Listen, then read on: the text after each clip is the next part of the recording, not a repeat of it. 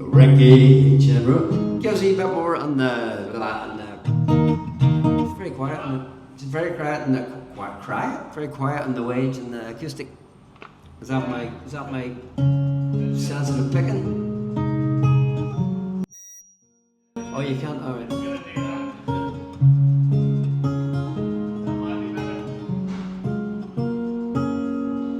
And you say for last dance, you'll forgive him the chance. And grab its intent, all the same. And I'll buy you some time, cause our heaven is denied. Our kingdom's hell when in flame.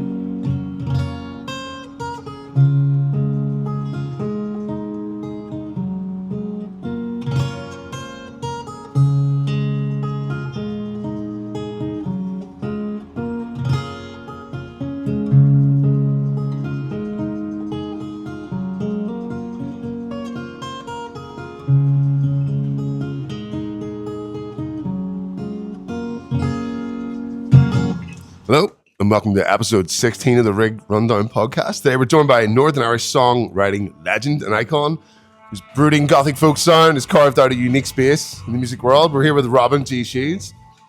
I can't hear you because the music's going in the background. Oh, don't worry, man. We'll be good. I'm only joking. I'll just read this off. Dude, you're quite a legend here. You're from Killyrea, up in Derry. You've won the Northern Ireland Music Prize. Killyrea, K-I-L-R-E-A. Killyrea. I played Killyrea, that was 2003. Killyrea Castle, that was Van Morrison. Juliet Turner, Glenn Hansard, Bob Kennedy, and some more cunt. I can't remember. Yes. That's amazing, man. Well, you're not slowing down today. We'll talk about your new band, your new solo EPs, the forthcoming BBC documentary, and even the planned film project. So, yeah, buckle up. It's about to get deep. We'll talk about here. Man, what inspired you first off? You like it a wee bit deep? Oh, I like it a wee bit deep. Aye. What about yourself? Very easy. What inspired you? I wouldn't be a shallow man. Something like that. I like a grave.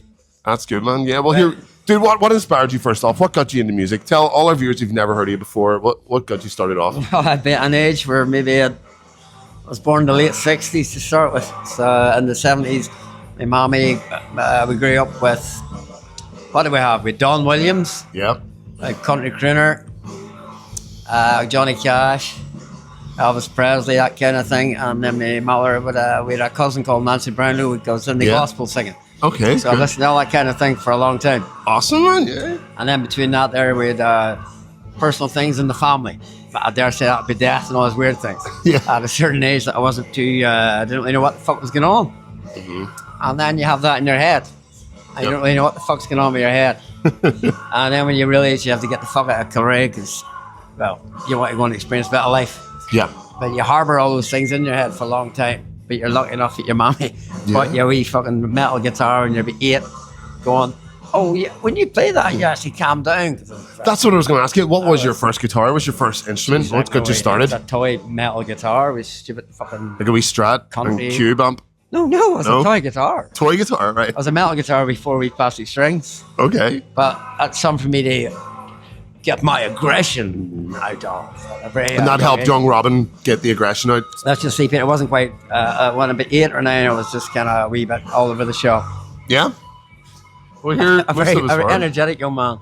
So when you got your first real guitar, what was it then? Do you remember? Oh, but then? Oh, no, I was actually playing drums. But then, so that's what you started on, drums? No, guitar, but then through my family, that's pipe bands and ours. Yeah. I ended up being, my uncle left and I became a drummer in a pipe band. Okay. And then I come up around the 12th and I realised, I don't want to do this. Wasn't but I really like drums and percussion. And then weird shit happened. And then I went to have to leave Kilray. By then I had a guitar. My uncle, Alistair McGonigal, lent me a Shaftesbury 12-string. It was like a Rickenbacker copy. Class. And then I started learning songs very badly because by then I was listening to two Elvises. Yeah. I was listening to Elvis Presley and Elvis Costello. Okay, the 2 Elvises. Not 3 Elvises like Father Ted. You could be the 3rd Elvis. And then my brother got me into heard this band called AC/DC, and I'll tell you about it. By the time I hear, the time Led Zeppelin's House of Holy came out, obviously not the internet and no music magazines, living in Kilray, and for a good 3 years, and by the time I did read a magazine, I found out the singer of Led Zeppelin was actually a guy. Because I was convinced it was a woman. You convinced it was a woman, right? It was like, woo, the song. Anyway, that was me very uneducated in music and all that, and life. And then I had to leave it in 1989. Do you still have that 12-string? Huh? Do you still have that 12-string? I had to give it back the last year, I think. Actually, I got a loan of an hour. I got a loan of an hour acoustic guitar with a big black poker mark in the back of it. A film called Malcolm. Somebody lived right in the corner from us. He was completely mental. But anyway, that's another story. Yes, I just got loans guitars because I couldn't really afford it at the time. Awesome. Well, growing up then, in your hometown, what was the music scene like when you started out? Did you start off in the hometown or? In Kilray? Yeah. Not much? Well, this is kind of... Well, I had to leave, so I left in 1990. Come up here because I was facing a young girl. I was going to Queen's University. Okay. Facing her. I was courting her. So I done that. That didn't work out too well. By then I was managing the Shell station up in Glengormley. Yeah. I might have took a lot of speed back then. And I happened to go to a Limelight one night, fairly out of my tits on acid and a lot of speed.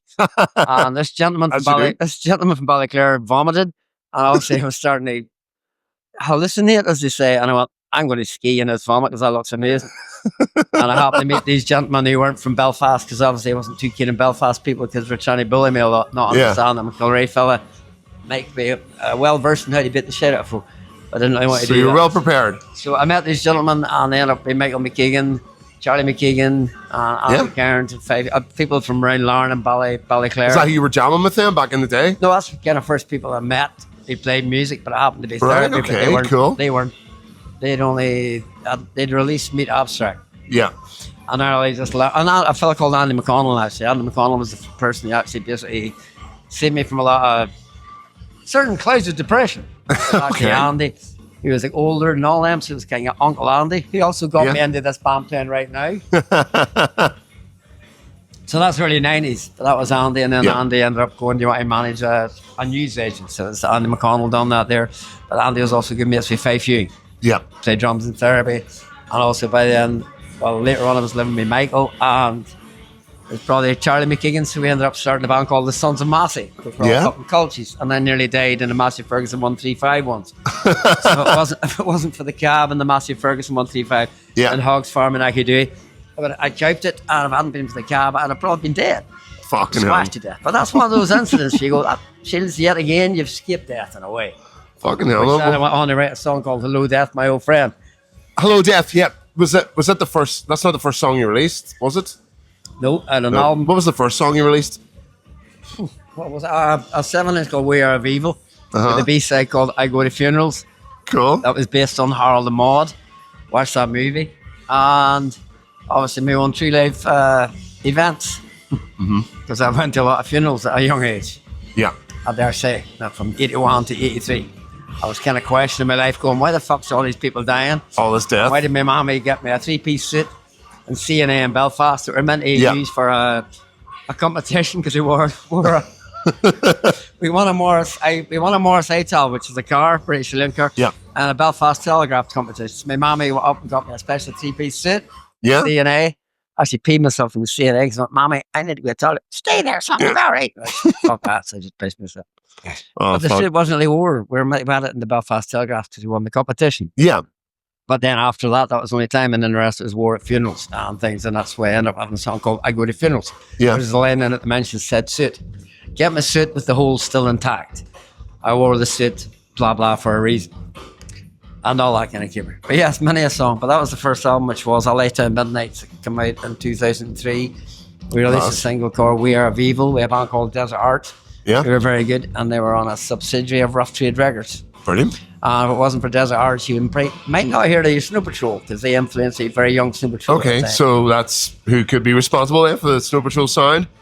Worldwide fucking... No, they were doing their thing, but yeah, there wasn't many bands that were actually doing... All else we had at the time was basically Therapy, Chappie's band, Freak Mix. Chappie's an our legend. I've seen him support Tad. Maybe Sonic Youth at the Connor Hall. Awesome. This is before Nirvana.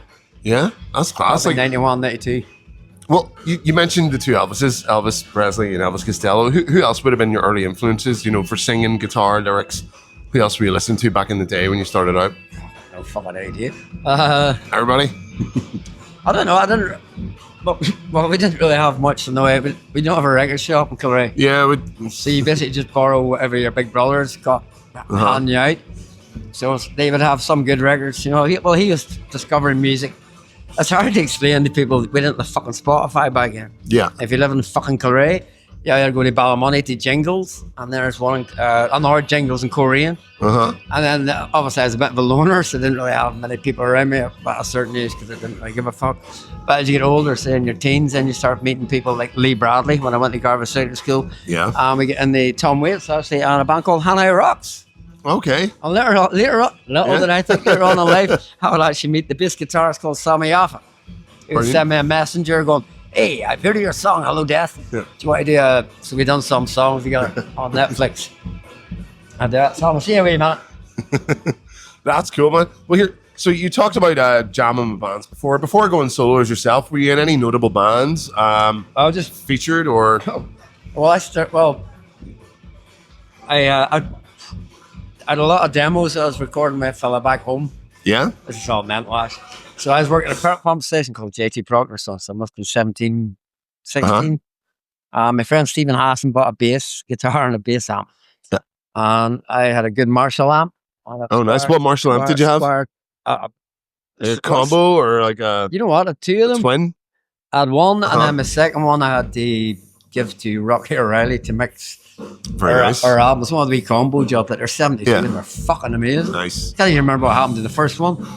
But by then I had a band called Toenail because I wanted a really shit name. So Toenail was great. And I met a fellow called Ryan Milligan and a guy called Pace, Michael Paisley. It was a band called local band called Buzzkill that were doing quite well for themselves. But my friend Harry Mackay, he was living with me and maybe doing bad things. I go, "Come on, you've got fucking great riffs. You sound like Helmet." And I'd only hear the Helmet.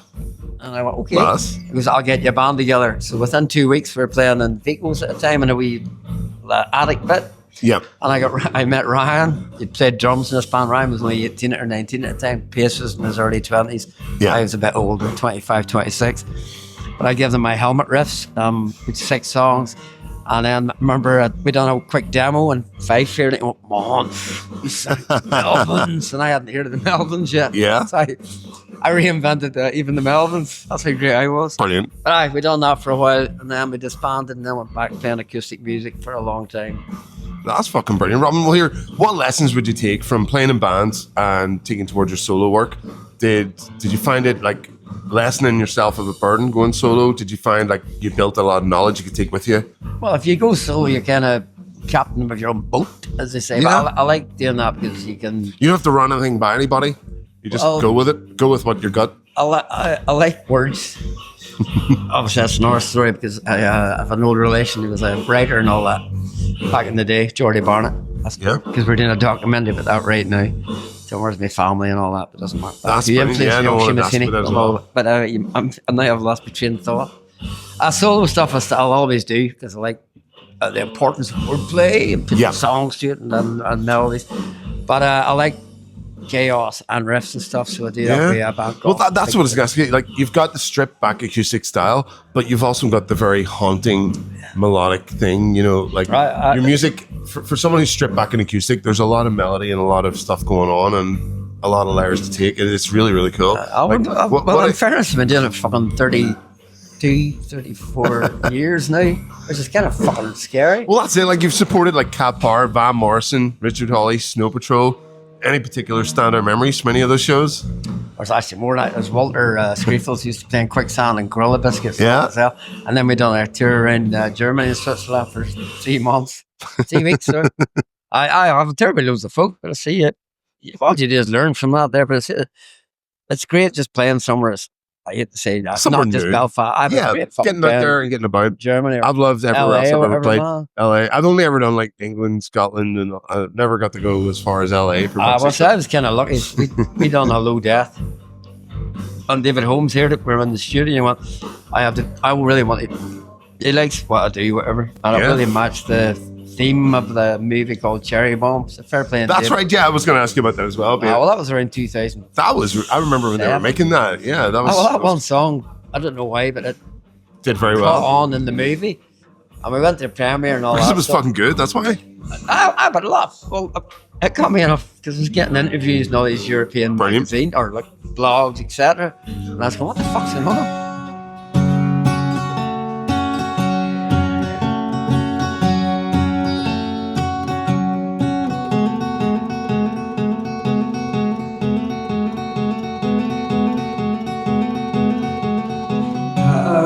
Hurry, cause every night's a worry. I've been alone too long.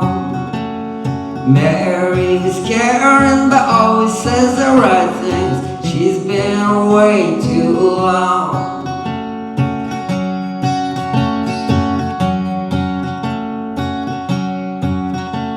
Your kisses would nourish, but I am here to punish, for fear grace would fall. I'm hell-bent and tormenting, now I know what God meant. Hello, death, my old friend.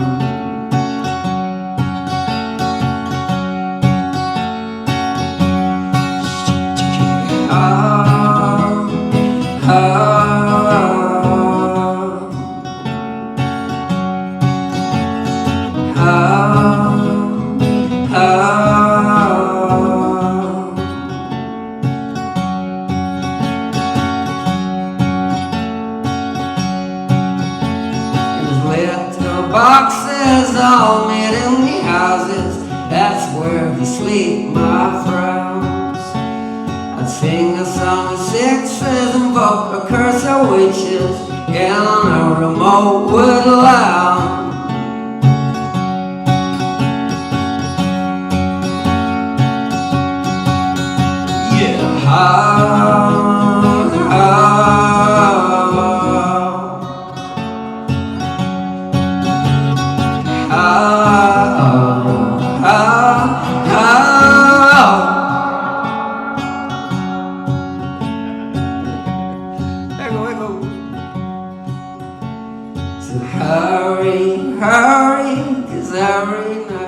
So that song became enough for the British Council then to take me over and play a Biennale. I played Prague and all that shit a few times. All these artsy kind of things for novelty. I was fucking ripped and just I got really drunk and I made a content of myself. Oh, that's another story. Well, that's what I was going to talk to you. Like, you've done all these massive gigs, you know, like you did Ward Park with Snow Patrol, Bamore. Any major technical disasters or any fucking mad stories you want to share with any bun? Probably too many that I can't be putting on. People, they might anything that's PG for the air, you know. Nah, you don't technical disasters now. Oh, tomorrow. No, just me pissing myself. Yeah. That sounds like a pretty technical disaster, to be honest. Like, sounds like technically a disaster. That was the OEM Music Centre. That was an anniversary thing. It was maybe Tony, right, out of So Much. Oh, yeah, I love him. Connor Mason and Chris Erkrip and Son and Brona Gallagher was headlining. Brilliant. But they didn't tell me it was in the round. I just thought you'd done two fucking songs and then you get offside. And they went, no, you have to sit there. You have to stand there. I was like, didn't even give you a bucket to pee in. So I had to sit there on my ears, crack, my bladder's not going to hold, and I just peed myself. I just, well, that's it. Like when you're doing the big shows, how do you approach it differently from doing like, you know, your regular the big ones? shows here? Try not to drink beforehand because you can't hold the liquid. I can't. Yeah, that's something I've learned with podcasting as well. It's like the sports commentators do. It's like before you go, you don't drink for a while because you're going to need to run in the fucking bathroom. Or you can just pee. Or you can just pee yourself. You see, we used to do it in the Lucozade bottle. Pints are just so damn delicious. You know, what are you going to do? Like, just piss yourself as long as nobody minds you, all right? Yeah. You know, there's a market for that. You can like film it, put it on OnlyFans, make yourself a wee side gig. Okay. Wearing that way. Well, you've got this upcoming BBC documentary in the works. You want to tell us about that? It's a friend of mine called Johnny Muir. He works in the BBC, and Johnny's done a few. He'll probably be coming through that door right now. Yeah, he's probably here. He's a Scottish. He's an old friend of mine, but he was interested in doing a documentary on my granny's cousin called Geordie Barnett. Oh, fuck, sorry. Yeah. Keep close. I keep forgetting. What was I saying? So the focus of the film, BBC documentary. Well, it's about an old relation of mine who was a writer, philosopher, flora and fauna, blah, blah, blah, etc. But this is in the 1930s. But he was out cutting turf and he discovered the Baymore stone circles, which is our version of fucking Stonehenge. long story, but I ended up going there. That's it. Doesn't matter. Johnny's very fascinated by him. I wanted to do a documentary about it. I wanted Brilliant. to do it before my father died of dementia, but we didn't do it. We kind of dropped it, and then everyone went a bit shit for a while. But then he picked up one. Here, let's do that documentary, and also about yourself, because you've just about music you've and just history and buried your everything. parents and stuff. So it's all that kind of stuff. But it's basically try. Well, he knows himself. It's to explain to people music is very important through as an outlet towards grief and all that bad shit. Going, well, do you want to think of it in the way of loss and grief, or do you want to actually honor your parents? Yeah. The way they would have done. And went, here, well, fuck that shit. Then write songs about it and maybe give them a wee bit of a tribute and give people a wee bit of positivity and hope. And all Well, that's that it. Like, shit. if you can give someone some positivity out of a negative experience, then that's pretty good. Like, but it's better that than the other way around. You can be Yeah. a negative fucker if you want, but it doesn't get. will there be any new exclusive music for the film or exclusive performances? You gonna be debuting anything? Yes, I'm obviously I've been I'm composing. I've Composing, so you did. I wrote score or guitar music for. My good friend Hornby, who's a band called Hatchetfield on my record label. It used to be in We Are Knives. Yes, Hornby. Yeah. I know who you're talking about. Hornby used to work in my shop. I had been music for 16 years.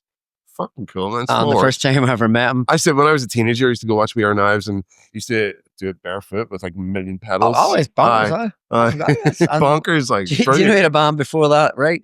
A fella called Paul Clegg. Uh-huh. An old mate of mine. He would be involved in the music industry over in Excellent. America. But that was Clegg come up with it. Dude, call your fucking the best emo band is some days better. I was in one at the time back in the day, 99 Knives. If you remember that, that was good crack. Were they involved? Yeah. Oh, music, some dudes. So yeah, here. So next thing you're in the Big Tickle. Tell us about that. What inspired this band? I know you've done it with other pros from the venue. I forgot I had a very old Fender Telecaster and a wee amp in my house. Mm-hmm. It was the end of lockdown. I was starting to lose my shit. As most of us did. So I was trying to challenge myself. So I'd write a song a day and tune my guitar weird. And I went, I'm going to get... cool. What kind of tunings do you experiment with? And anything I fucking wanted, and then I could do. Like, what go? Not even share, or can you not share? Is it secret? Well, we'll do it our way. Like Nels Klein at Awalco and all the old guitars. So what do you go from 1 to 6? So what's the numbers? We don't do that. Well, Dad and all that shit. So you do bullshit. But then I just went, Make your own one. I'm just going to tune it this way. And then I'm going to a cabo and I'm going to put it in the fucking 8th fret. Shit. And go, let's see what we can do in my hat. And then you end up here by... Well, same the opposite way. I'm always like tuning down. I'm going lower. Like, but you use your fucking ear and you go... no, use your ear. But I mean, when you're talking about sticking cabos up, I'm talking about let's go lower down. Like, no, I just want to hear. I want to hear something that sounds like angelically like a fucking heart. Yeah, no, here, and it suits your style, man. And I know why I would do that. What would you describe the Big Tickle sound compared to your own solo material? Fairly country, the folk? Big Tickle. Oh no, we do a country song, but that was kind of that was an old song that I never finished. But Big Tickle's me. We Via used to work in here. Do you want to shout out the members? Do you want to run us down everyone who's in it? Keep forgetting. Me, obviously. You, obviously. And me and my ego. We Via, Dale plays in Elder Druid. Brilliant. Electric Octopus. Awesome. And we Rory plays in Junk Drawer. Cool. The reason I got Rory and Dale together is because Rory had released this Velvet Vortex. Yeah. Like a solo King Crimson stuff. Him and Dale had done together. So I just went, Rory's just fucking amazing. And I went, Dale, do you just record this half on your fucking Android? And I went, yeah. Right, here, do you want to... Well, I want to experiment. Here, do you want to start a...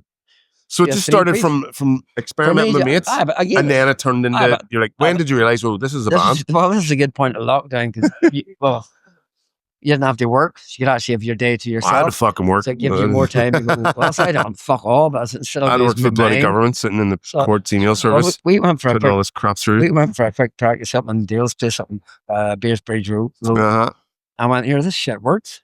So then progressed to here, I want another singer. And I didn't want to be the front man, do all the fucking usual bullshit. That's you, bro. So we got Via, because Via could hold a note. And Via, I went, she's a very good singer. You've only got live videos up at the minute. I was checking. They're very good. I love them. Looking forward. Would you go to Manor Park for your album? Is that what you're doing? Oh, that's new. That's new. Oh, no, these are good friends of mine. No, I have a collective called the Black Tragic Records, which is Hornby. Me and Hornby started that yonks ago. Cool. over before lockdown. Actually, way before lockdown. Yeah. It was only for me and Hornby. But as I go on, we just met loads of other people and went, join our community. Hell yeah, man. That's what they done back in the day. Embrace the community. This was all about, man. Well, it's just Embrace a thing called unity, unification, to remind people this is called a musical community and arts community. Yeah. I think Fugazi had a label called Discord, and they done the same thing. Yeah. Well, But that's same bullshit. So you've got the record coming out in the Big Tickle. How was the recording process? Where did you do it? What did you do it live? Did you multi-layer it up? Because I wanted to really live, and as much as I like studios, you kind of lose a bit of energy. So when Dale, tell you what, let's go up. Well, actually, Dale offered. So up to Dale's house, which they say Port Glenwan, which is actually not too far from Port Glenwan? Very well. Port Glenwan. So his parents were away at the time, and he's a big, massive living room, and he brought all the mics. Oh, cool. All up to the house, and we rehearsed the song well enough. Uh-huh. And you know what? It's for my birthday. So that was the 3rd of August. There you go. Year. So well, how many birthdays? Are you still in your mid-30s? 1968. Still in your mid-30s? No, I can't be, because I must be hitting 57. So. Fuck, well, dude, you don't look 57. That's why I said 3rd of August, 68. There you go, so I was actually born a year before a man that set foot in the moon, allegedly. Allegedly. Or Stanley Kubrick. You know what? You were born there, and then they were like, shit. Humanity needed to up our game. Robyn G. Shiels was born. We need to up our game. Let's put a motherfucker on the moon. I was born in the age of flower power. Here, bro. I was born in 86. Fucking one of Motley Crue's prime times. I'll take that. I remember the first album very well. I got beaten for it in Port Rush. Too Fast for Love. I've been around 82, 83. And then I met the people when I went to Korea and they gave me the beating, and they had to apologise. I'm like, you stupid cunts. Bet you they apologised. Because they had a shit band called White Rocks, ROXX. And their EP cassette was called Rock and Dole EP. And I went, that's not bad, lads. Yes. And his name was Jelly, because we ended up going around to his house to party, and he just loads a bottle of Jackson. And you're all best mates now? No. Well, I haven't seen him since fucking 87, 88.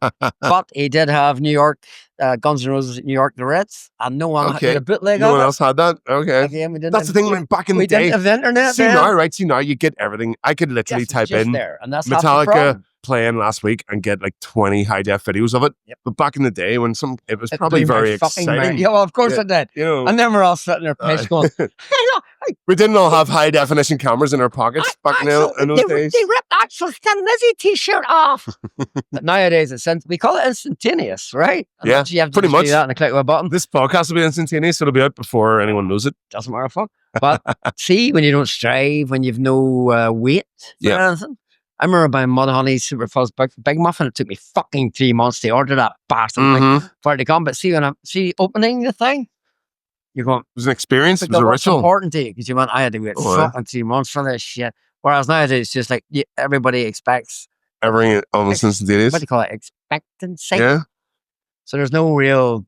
There's no anticipation at all. It's just like there, and that's that. Well, that's brilliant to hear about the Big Tickle. Even with that, there, they listen to it for 6 seconds and go, "That's me." Go, that's why everything is short. We're probably going to cut this whole interview into like 10-second clips for the internet. Well, that's what happens. Probably. Just blame it on the kids. We've done a documentary about that once. It was in the Belfast Film Festival. Oh, was it? It's called okay. Robyn G, Shiels and Death. And in that, there's me talking about just being a cunt going, it's what's wrong with the kids nowadays. You stay off social media. Death. And then I got banned. Death is a strange thing. Makes me wonder. Dude, you've got some news. That was the Big Tickle new band. You've got some solo EPs in the pipeline you mentioned. Do you want to give us a taste of what to expect from those? Where'd you record them? What equipment you use? What does it sound like? We're doing some of them because of the documentary we're doing. So was that tying into that? I was. Did you do it at home or did you go to the studio? Or Hornby's good. okay. How'd you feel? Nice. Because I sent me all these songs. My friend Dan Todd from Cashier Number 9 was making it. And a fella called Ben McCauley played me band.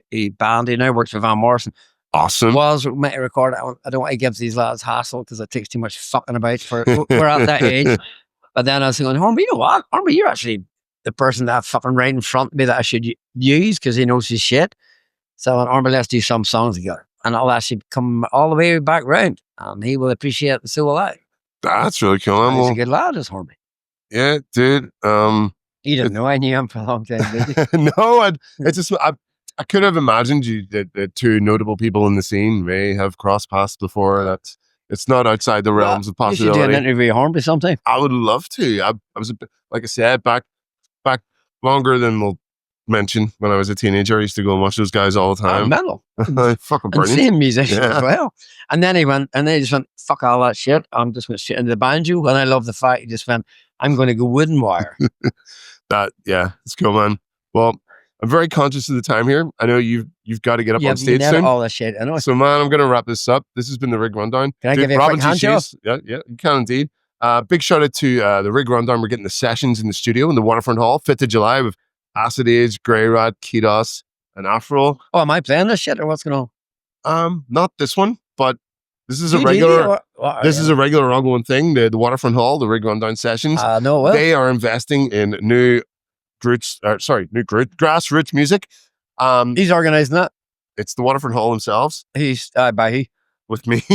But you have to be talking to somebody to hire, pretty much. Hire the but they say they want to cut out promoters and stuff, but they'd rather just I help them. And turns out actually I'm friends with. Are you? Well, it's not Adam Turkington. I'm friends with enough bands that we can get lineups without having to do too much work. So the first one is Acid Age. Right. Well, get me in harmony to know one, man. I would like you. There's going to be acoustic ones. There's going to be hip hop ones. There's going to be all genres. If anyone wants to get in touch, reach out, message me. There's no one not allowed in, but we are ready. It's a very good venue. It is. Did you know I went to my good friend? I'll not mention his name. But went to see Tony Bennett. Tony Bennett. Must be 98, 99. Yes, it was a Friday because that weird place called The Edge had just opened. And my friend was taking the piss at me because I was wearing cowboy boots, right? Probably and we wanted to get in, and they wouldn't let him in because he's wearing trainers. But yes, we ain't going to see Tony. We had to see Tony Bennett. Well, we're going to wrap it up now. And that feels really good. Ah, fuck! One of our cameras has died. It's okay. We got other ones. But Robyn, you've got to go play now. You know, I'm gonna let you go. I took a key bump. We'll get some footage of your set. Just to get the rat in. He's going, dude. Thank you so much. This is Robyn G. It's the Rig Rundown, episode 16. Anytime. Yes. We'll catch us next time. Thank you, dude. What's the crack in the work from? What are you doing? Basically, it's a new gig series.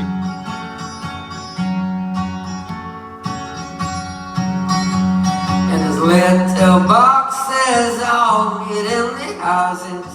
That's where they sleep, my friends. I sing a song of sixes, invoke a curse of witches in a remote woodland.